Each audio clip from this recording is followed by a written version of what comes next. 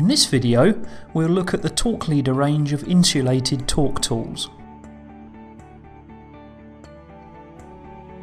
This range includes both 1000 volt tools and 50 volt battery terminal tools in both wrench and screwdriver formats. With an overall torque range from 6 centinewton meters to 125 newton meters, the 1000 volt range is designed for use in electrically live situations. Most Torque Leader 1000 volt tools incorporate a slipping mechanism. This prevents the operator from applying more than the set torque. A 20-degree braking mechanism is used with the open jaw fittings.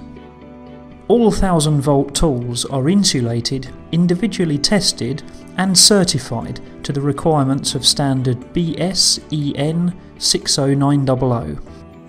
These tools must always be used with appropriate sockets and protective equipment.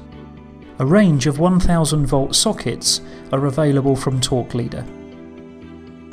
The slipping and braking mechanisms clearly indicate when the set torque has been achieved.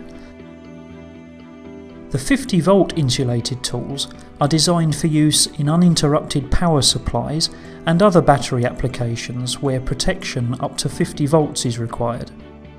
A double layer of PVC insulation provides protection against low voltage shorting.